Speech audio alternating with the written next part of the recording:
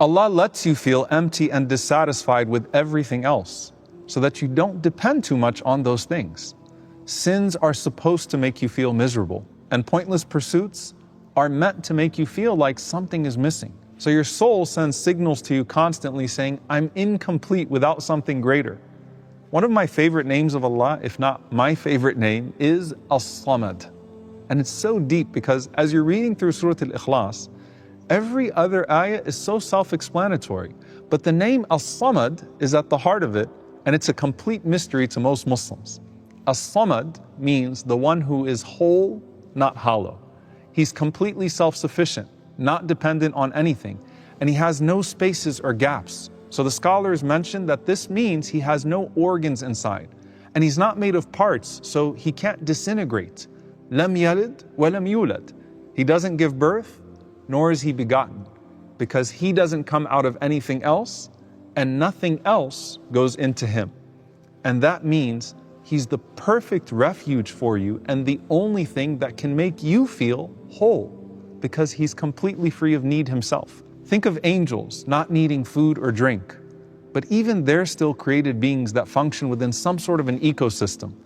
As-Samad does not need what needers need, and nothing is like him or possible without him.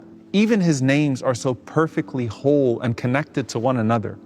And all this makes him the one supreme, uncompromised refuge. And here's the thing. You were made to feel empty so that you would run back to As-Samad, the fulfilling one. Because everything other than him will leave you feeling unfulfilled. Even if it's a blessing, by the way. A job will give you income, but not necessarily meaning. A relationship will give you companionship, but not completion. Fame will give you attention, but not validation. Wealth will give you comfort, but not purpose. Every created thing has a limit, and the moment you reach that limit, you feel it.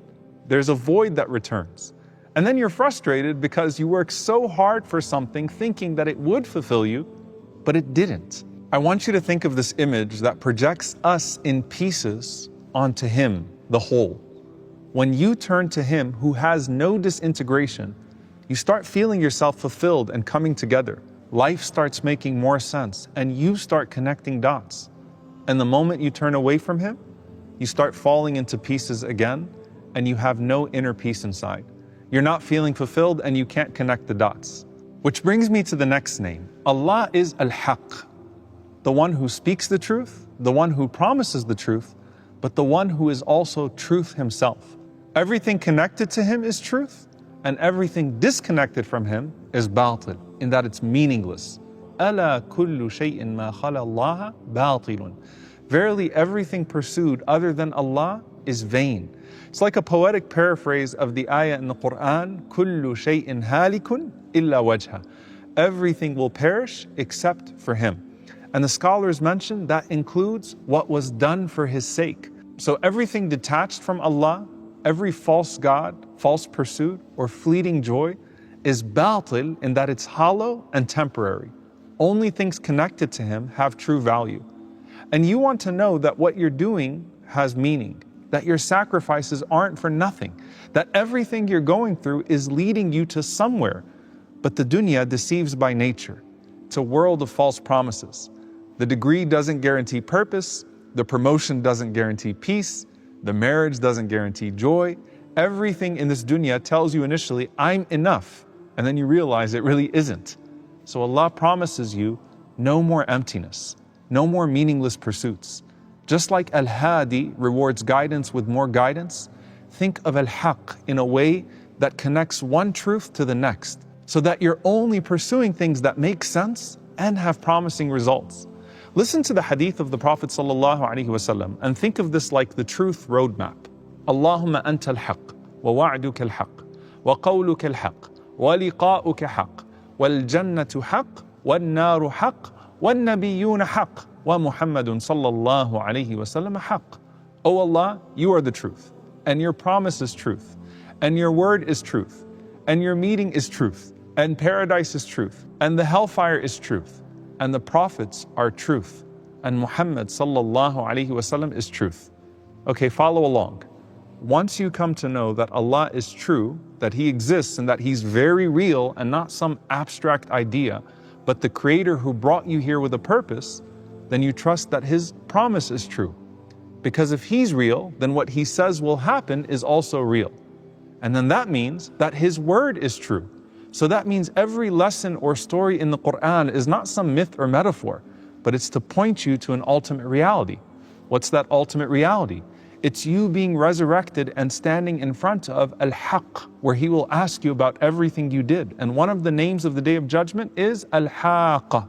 And so then that means that His promise of paradise or hellfire after the Day of Judgment is also true. And then that means that what the prophets were saying all along was true. And then they all pointed to the Prophet ﷺ as the prophet to come with a truth that would never be extinguished again. So Muhammad ﷺ was sent in truth. If you notice, every truth unlocks the next truth and then puts steam in your purpose and pursuit. But here's the flip side.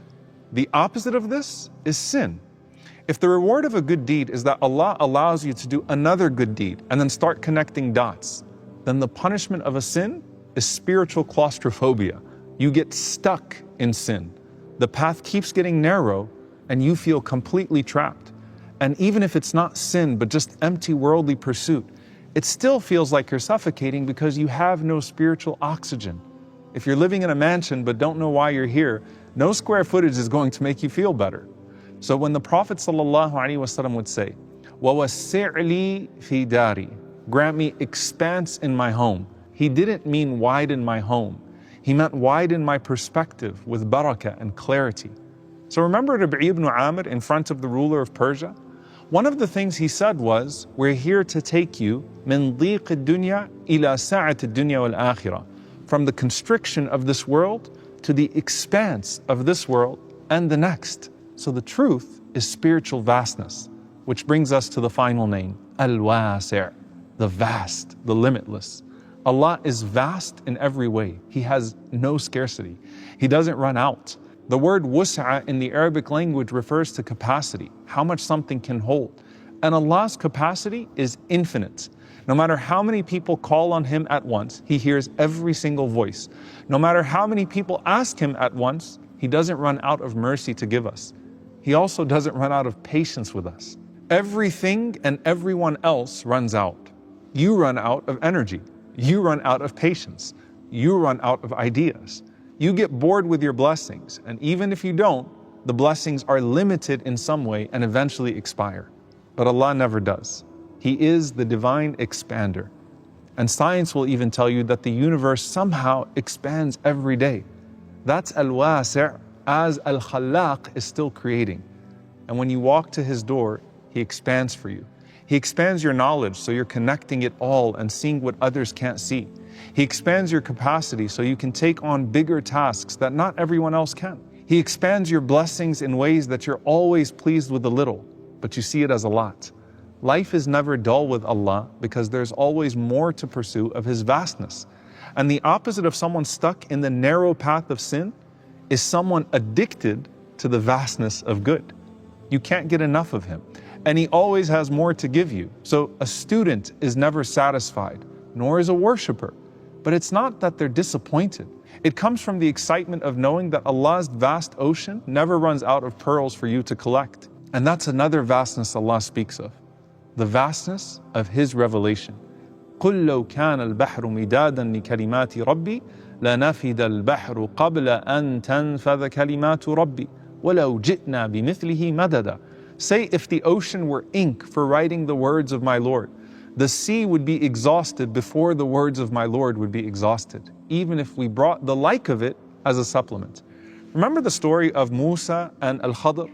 The Prophet ﷺ says that as they boarded a ship and Al-Khadr is surprising Musa ﷺ with all of his knowledge of Allah's decree that he was trying to grasp for the first time, they board the ship and a bird lands right on the edge of the ship and it starts to peck water out of the ocean. Al-Khadr looks to Musa ﷺ and says, Ya Musa, my knowledge and your knowledge compared to Allah's knowledge is nothing more than like what this bird just took from the ocean. Now the last thing I'll say about this is that think of how you learn in Ramadan how restricting yourself actually opens you up to Allah's vastness. That doesn't mean that the truth doesn't come with inconvenience. There's no way around that. Praying Fajr is hard. Lowering your gaze is tough. Giving up interest and usury might mean a financial loss. Wearing hijab might mean standing out in ways that make you uncomfortable. Fasting on a hot day is exhausting. Praying in public or just 5 times a day period is disrupting. So yes, truth restricts your lower self, but that very restraint opens up a world that you otherwise could not access. In that restriction, there's vastness. And you may see people who appear to be living so happy in their unrestricted lives. But what if they're actually empty because the lie, no matter how comfortable, will always eventually strangle you? And the truth, no matter how uncomfortable at first, will always open you up. There are people suffocating in their mansions, choked by their wealth, trapped by their liberating sins, and captured by their never fulfilled or never fulfilling desires. Every sacrifice you make for Allah is going to have a higher yield. Everything you give for Him will be given back to you in more. Every restriction is temporary and replaced by a promised permanent reward. That's why the angels say to those who didn't make hijrah, Alam takun ardullahi wasi'a? Wasn't Allah's earth vast? And the Prophet ﷺ said, the true hijrah is leaving off what Allah forbade. Wasn't the path of Allah expansive enough for you to not fall into that narrow pothole of sin? You don't have to fall into that sin. There's room to move, room to breathe, room to grow. And when you do fall, you simply return back to As-Samad for wholeness, to Al-Haq for meaning, and to Al-Wasi' for space to grow again. Return after tasting the emptiness of sin. And Allah promises that you'll have a Lord waiting for you to forgive you once again. Ya Samad, the one who needs nothing while everything needs you.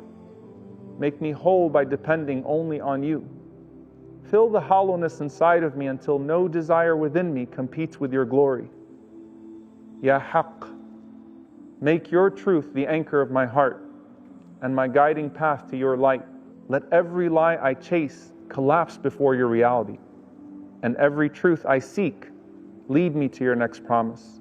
Keep me grounded in what endures, and turn my eyes away from what deceives. Ya Wasi', expand my heart to hold more gratitude, my patience to endure with more grace, and my vision to see beyond my limits. Let me find expanse in your vastness when the world around me starts to feel small.